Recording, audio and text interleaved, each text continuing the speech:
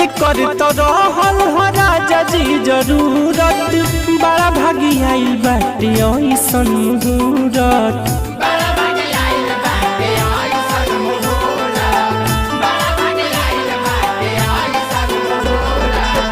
एकर तो रहल हो राजा जी जरूरत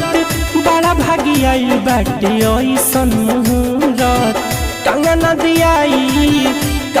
दियाई की हारवा गढ़ाई राजा जी कंगना दियाई की हारवा गढ़ाई राजा जी अरे राजा जी बोली का किनाई राजा जी बोली का दिया